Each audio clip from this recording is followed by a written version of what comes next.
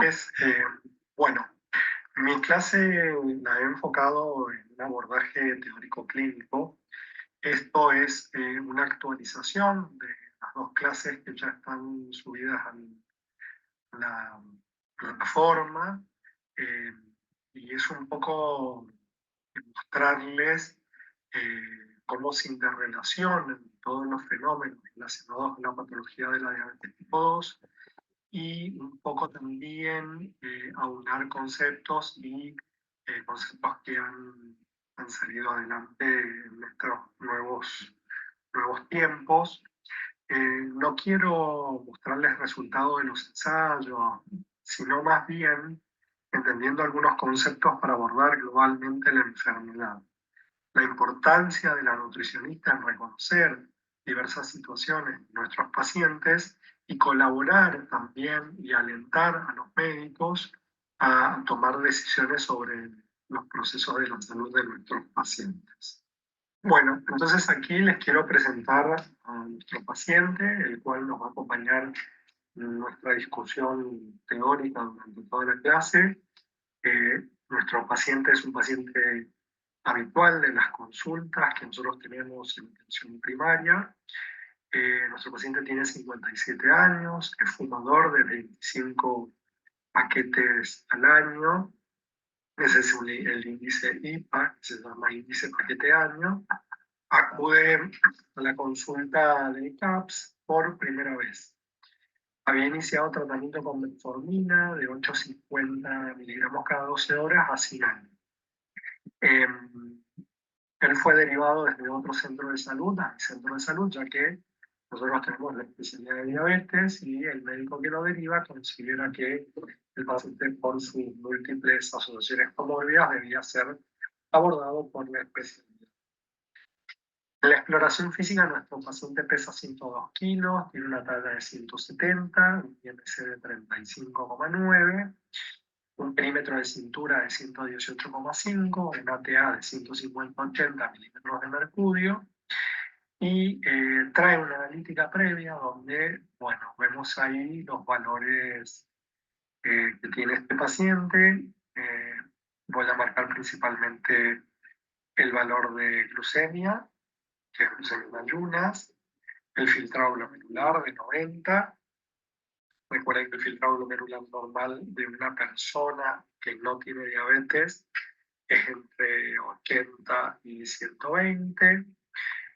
Vamos a hacer hincapié acá en la LDL de 129 miligramos de cilitro. Tiene triglicéridos elevados, 36 para un normal de 180. Y fíjense que enzimas hepáticas están normales, tiene una hemoglobina glicosilada fuera del rango objetivo, tiene una RAC elevada, ¿sí? La RAC, se acuerdan que es la relación albúmina-creatinina, que lo que nos da información del filtrado glomerular, es decir, de ese glomérulo está filtrando orina, si ese glomérulo está sano o no está sano. El hecho de que filtre proteínas más de lo habitual nos sugiere que ese glomérulo está en proceso de lesión y trae un fondo de ozono.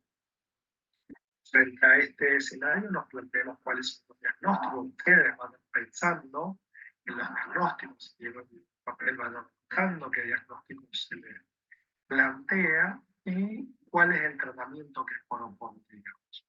Les hago realizar un punto sobre esto, pausen el video, piensen en los diagnósticos, escríbanlos, piensen en los tratamientos que harían y también escríbanlos.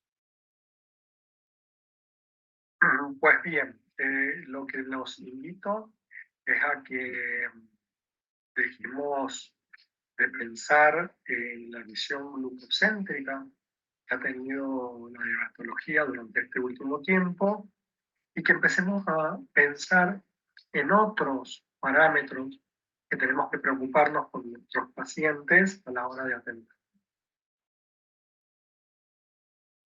Bien, pues esta sería la foto de nuestro paciente.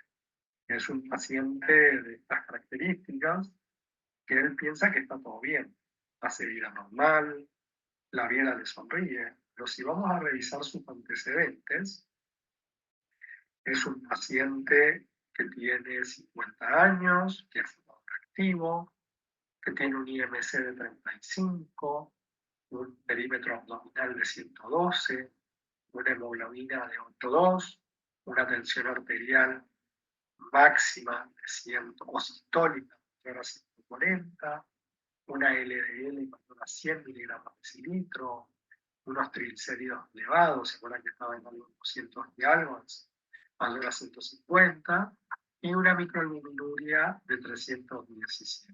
¿Sí? Entonces decimos que este paciente realmente es una bomba de tiempo. Una bomba de tiempo porque si dejamos que el curso con todos estos factores de riesgo siga avanzando, vamos a tener un paciente prontamente muy enfermo. Todo esto conlleva a que nuestro paciente presente un gran riesgo cardiovascular. Bueno, y entonces, ¿qué esperamos para nuestro paciente?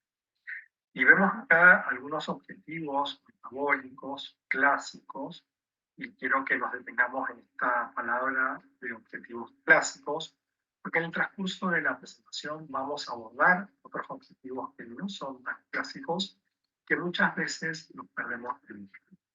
Según la ADA, nos propone, ¿sí?, en la recomendación 2023, que el objetivo de una glicosilada tendría que ser 7,7%. En caso en que uno pueda mantener al paciente sin riesgo de hipoglucemia, que el paciente no tenga factores de riesgo para complicaciones por hipoglucemia, podemos llevarlo a un objetivo de 6,5. Nos propone también un objetivo de LDL de menos de 70 miligramos de decilitro. Esto vimos en las clases anteriores, que según la clasificación de riesgo de la Sociedad Europea, un paciente de alto riesgo cardiovascular, nuestro paciente debería tener un objetivo de LDL de 70.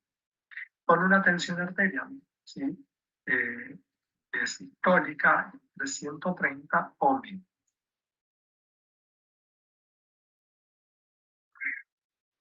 Bien, si vamos a las guías de la ADA para evaluar cuáles son las recomendaciones de particular paciente, ¿qué nos dicen para el tratamiento de este paciente?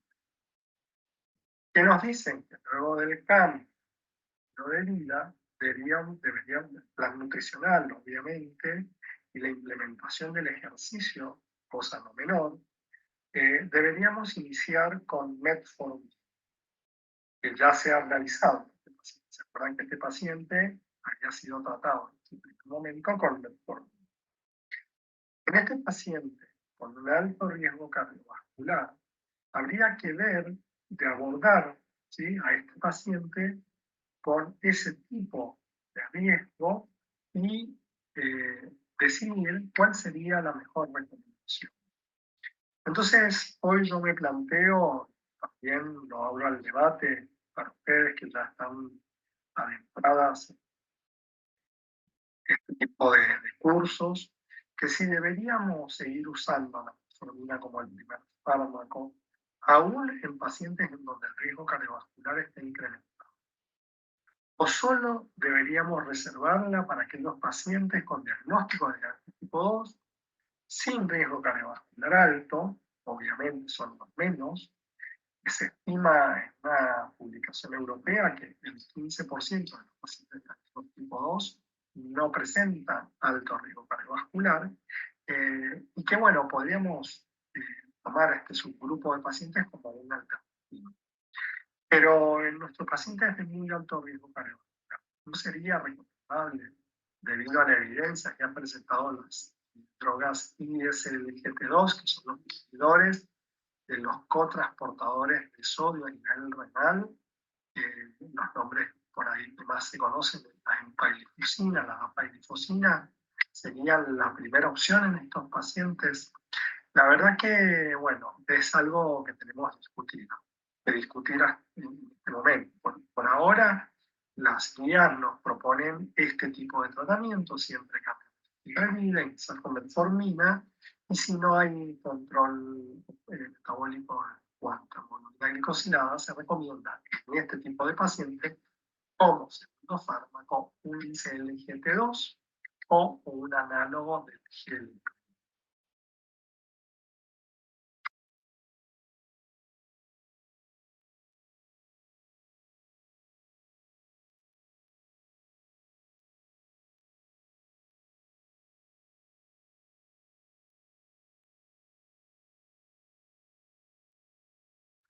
En este caso, nuestro paciente con un control subóptimo de control metabólico, si se supone que tiene una hemoglobina de 8.2, tiene una obesidad mórbida y un alto riesgo cardiovascular. ¿Qué nos propone la evidencia del abordaje de este paciente? Las recomendaciones de la ADA recomiendan dieta, actividad física y terapia conductual, así como farmacoterapia y cirugía metabólica.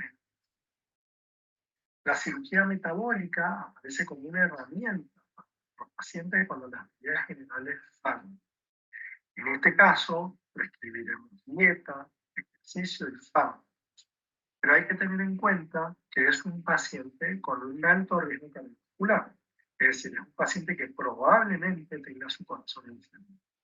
Las hipoglucemias, pacientes con corazón enfermo, son a veces catastróficas, por lo cual debemos escoger aquellos fármacos que tengan un mínimo potencial de generar hipoglucemia.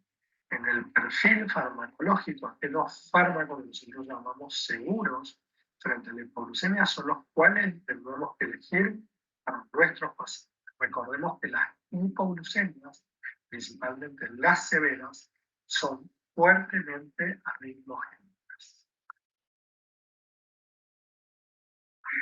Yendo a la guía de tratamiento de los fármacos que nosotros necesitamos, aparte de controlar la glucemia y la diabetes, estos fármacos también nos tienen que ayudar a los pacientes a perder un poco de peso y que también estos fármacos ayuden a controlar el riesgo cardiovascular muy alto que los diabéticos. Entonces, ¿cuáles son aquellos fármacos que presentan ese perfil? Son los inhibidores del CLGT2 y los análogos del GLP-1.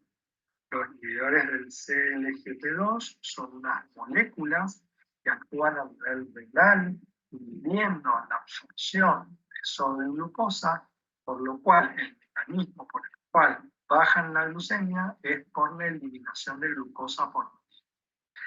Y los análogos del GLP-1, así como suenan, GLP es una hormona que actúa en un hormona intestinal, naturalmente la tenemos en nuestro intestino, y que se usó como una herramienta para fabricar este fármaco, que lo que hace es actuar a nivel de páncreas, la insulina, a nivel de cerebro y estómago, reduciendo la ingesta y por lo cual impactan directamente en el descenso del peso. Vamos a ver ahora en este paciente, ya todos sabemos el resultado de los estudios de eficacia en cuanto al control glucémico, tanto de los miembros de la familia de los ICGLT2 como bueno, el GLP-1.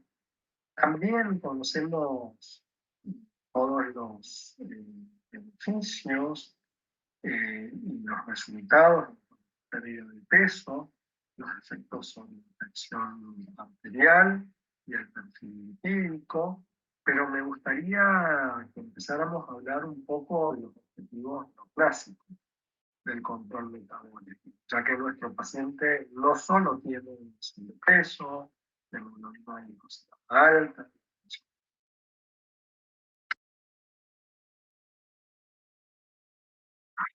Y haciendo una analogía de nuestro paciente con el iceberg, con nosotros en las consultas actualmente solo vemos una parte.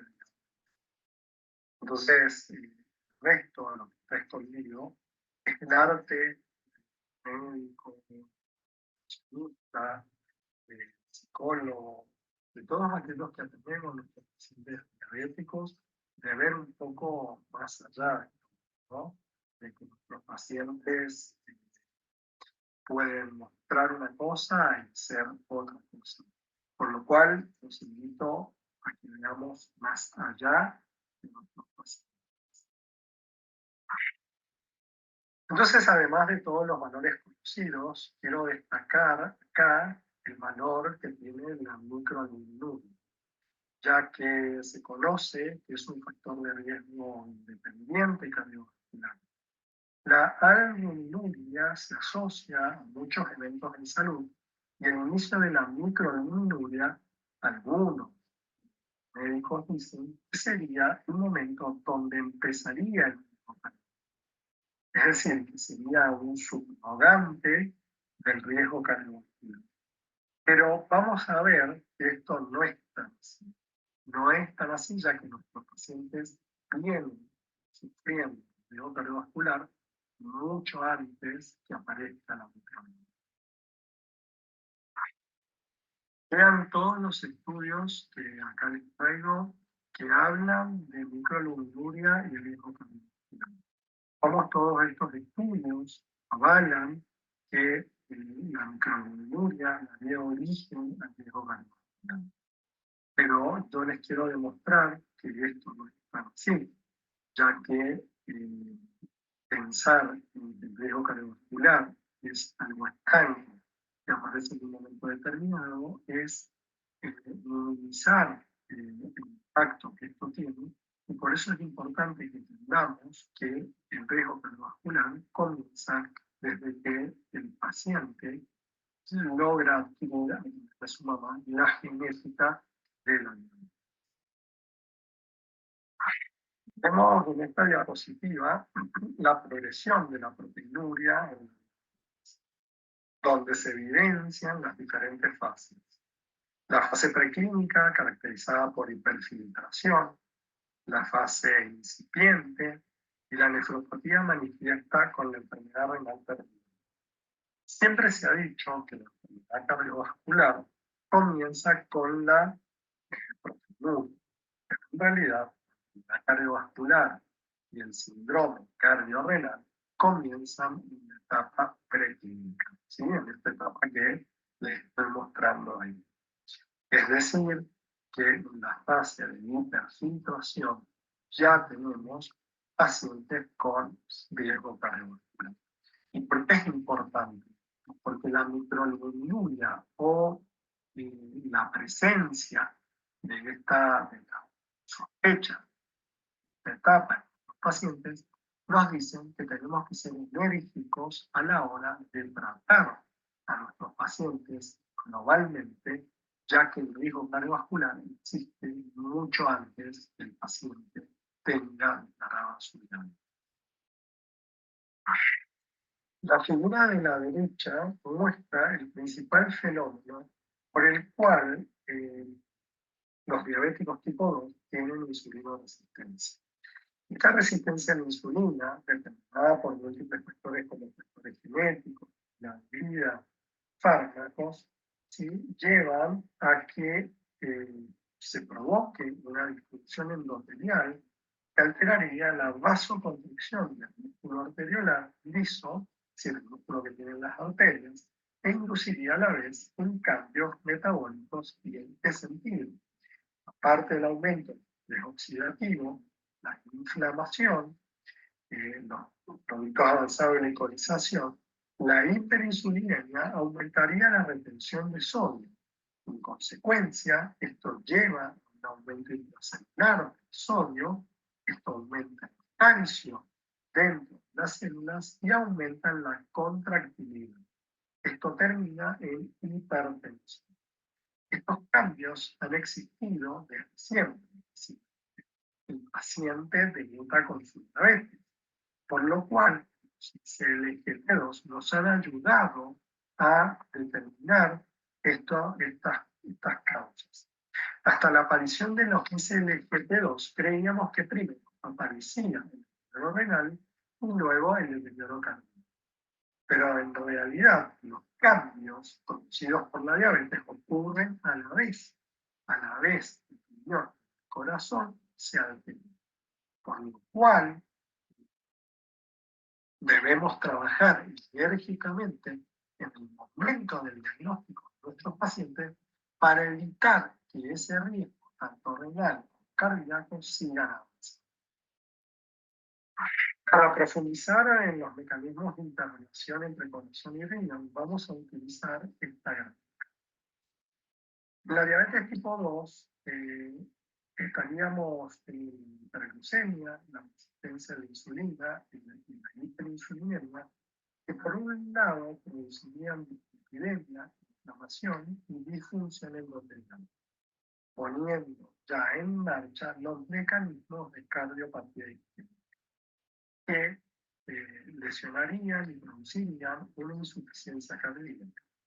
Pero también, paralelo, estamos viendo una hipertrofia de los canales de los cardiomiocitos, una activación del sistema renina-angiotensina-aldosterona, que también contribuirían a la hipertrofia del miocardio. Una alteración en el metabolismo del calcio, uso de ácidos grasos libres con productos de glucosización avanzada, todo esto produciría fibrosis. También disfunción autonómica, teniendo estas vías en producir la cardiopatía diabética.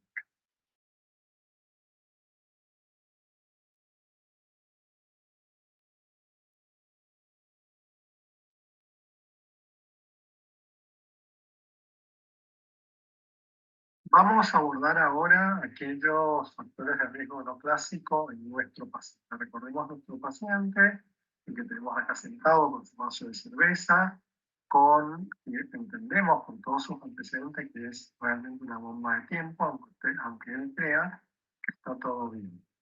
Si vemos sus antecedentes patológicos, vamos a hacer hincapié en su IMC, que es de 35, con un perímetro abdominal de 118,5. Esto nos invita a pensar de que nuestro paciente tiene exceso de grasa visceral con las consecuencias metabólicas que esto supone. Si adentramos en su analítica, vamos a hacer principal hincapié en las transaminasas, que uno diría, bueno, estas transaminasas, que son enzimas que producen el hígado, estarían dentro de lo normal. Bien, no sé si están familiarizados con esta herramienta. Esta es una herramienta que nos da una probabilidad de tener fibrosis hepática, pero que hay que confirmarlo con un método mucho más específico. Para poder aplicar esta herramienta necesitamos 4 parámetros que son la edad, el nivel de GOT, el nivel de GPT y el número de plaquetas. En nuestro caso nos da un valor de 1,80. El punto de corte del FIB4 es 1,45. Entonces a nuestro paciente con este valor significativo le pedimos una ecografía y nos da fibrosis hepática. La ecografía no puede decir si hay inflamación y tampoco si hay fibrosis. En este caso vamos a tener que realizar un fibroscan. El fibroscan es una elastografía que evalúa la deformidad del hígado. Contra más presión tengo que administrar para poder vencer la resistencia hepática, más rigidez tiene el tejido hepático. Nuestro paciente tiene un valor de 7,5 kilopascal. Y si miramos la tabla, ¿sí?, que evalúa el índice de fibrosis, que se llama METAVIR, nos da un estadio F2. Esto significa que nuestro paciente tiene fibrosis moderada. Y es un paciente con transaminasas normales, es decir, que uno, si no aplicara este método, diría, bueno, está todo bien el hígado. Y este paciente tiene una enfermedad hepática avanzada. Recuerden que la esteatohepatitis se ha convertido en muchos países la causa principal de cirrosis y de trasplante hepático. Como profesionales de la salud, diabetólogos, endocrinólogos, los nutricionistas, tenemos que estar atentos al hígado de nuestros pacientes.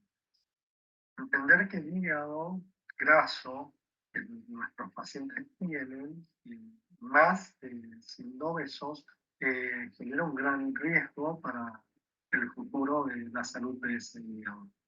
El problema del hígado graso, que al cabo de 20, 30 años, los pacientes, si no hacemos nada para que el paciente pierda peso, al final acabará siendo una NASH, que significa el hígado graso no alcohólico.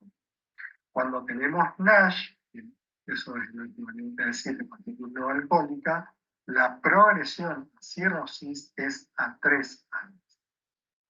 Si vemos la población de diabéticos más obesos, eh, el promedio de pacientes que pueden tener hígado graso es del 90% y el NASH en un 40%.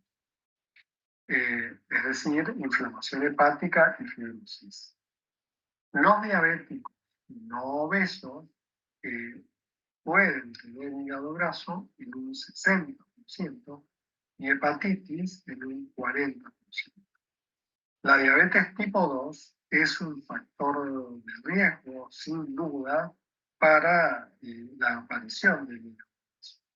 La esteatohepatitis alcohólica no es una enfermedad hepática, es una enfermedad clínica porque las consecuencias de la resistencia a la insulina generan este cuadro clínico. Por lo cual, una de las situaciones que nosotros estamos comprometidos es a trabajar en el descenso del peso de nuestros pacientes.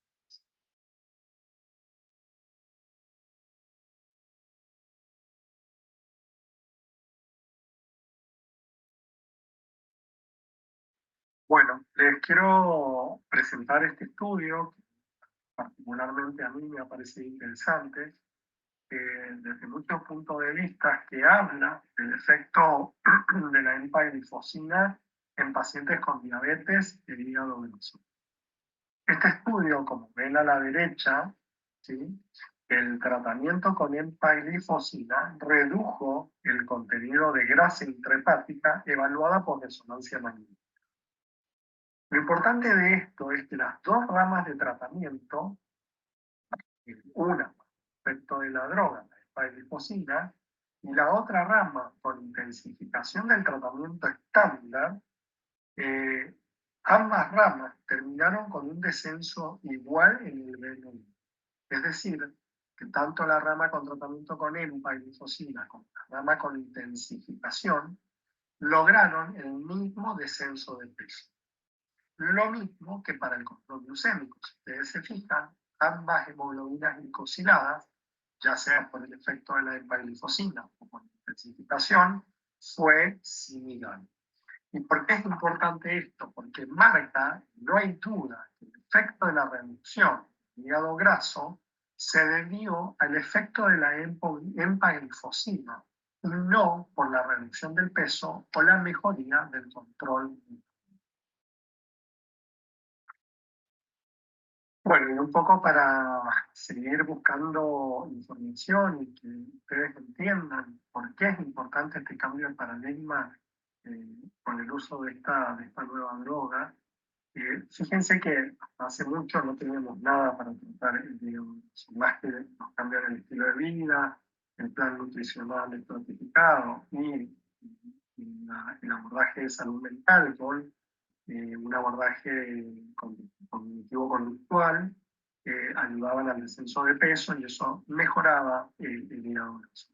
Pero, bueno, una vez más, trayendo otro estudio, fíjense en ambos grupos cómo la empaglifosina reduce el hígado graso.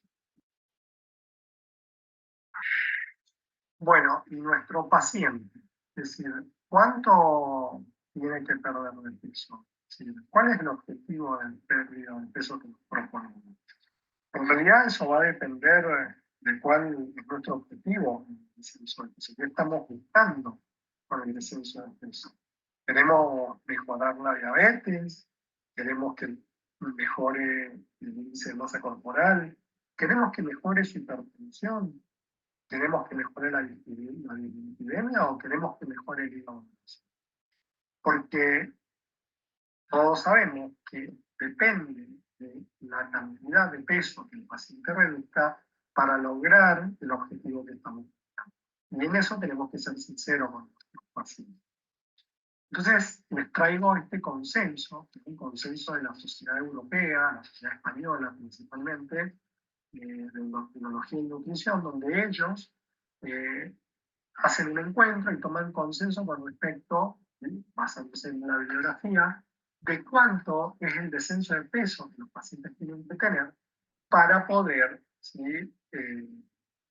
Bajar, digamos, lograr el objetivo. Entonces acá les he marcado el objetivo de NASH. Fíjense que en el NASH, solo por reducción de peso se necesita perder entre un 10 a un 40%.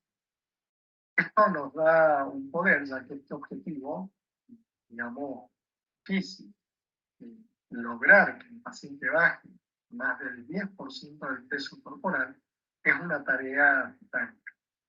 Por eso, al ser este objetivo tan difícil, estos fármacos, la glifosina, el análogo del GLP-1, otra opción, inducen una pérdida de peso de 3-4 kilos.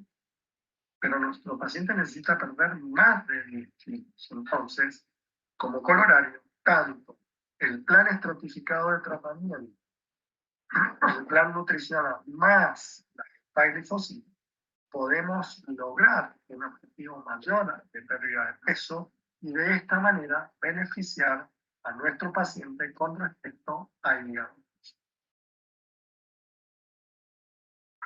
Bueno, me gustaría compartir con ustedes esta gráfica, que es una gráfica del estudio Nuclear, para entender mejor el estudio de la nefropatía diabética y lo que está marcado, ¿sí? Ahí, fíjense en azul, con respecto a la nefropatía diabética, y cómo se ve una mejoría importante en los outcomes de estos pacientes. Usar IDECA, ¿sí? IDECA es un inhibidor de la enzima convertidora de angiotensina, el nombre más común de la droga es el enalapril, o usar un ARA2, que es otro tipo de antihipertensivo, un nombre más común es el losartán, el valsartán, sumado a los ISLGT2, recuerdan el nombre de la droga, la empaglifosina, mejora sustancialmente, ¿sí? La nefropatía diabética. En la fisiopatología de la nefropatía diabética tenemos una vasoconstricción de la arteriola eferente y una vasodilatación de la arteriola aferente. Los IECA y ARA2 actúan principalmente vasodilatando la arteriola eferente. Y ahí es donde actúa la angiotensina 2. En la arteriola aferente actúan los ICLGT2. Y estos son los usando entonces estos dos fármacos sinérgicamente en la nefropatía diabética, mejoramos los outcomes renales.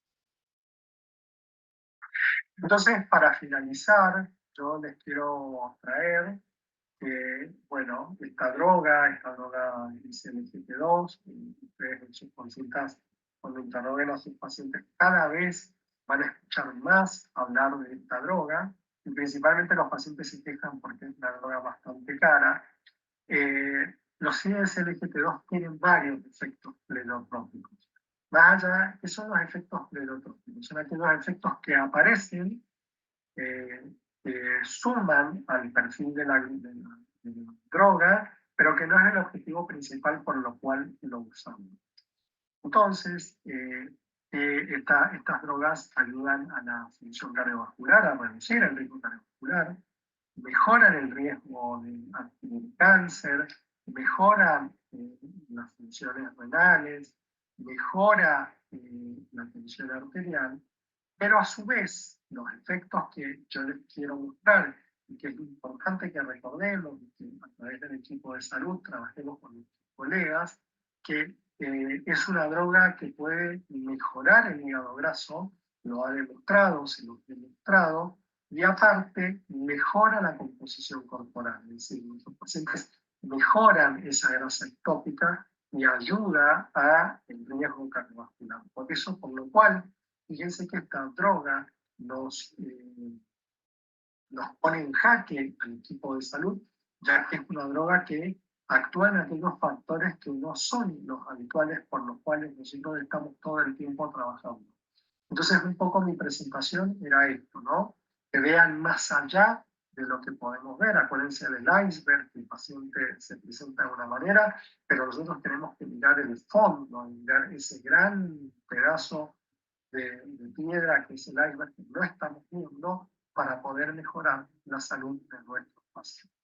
Les agradezco mucho la escucha y bueno, nos vemos con sus preguntas en el tablero.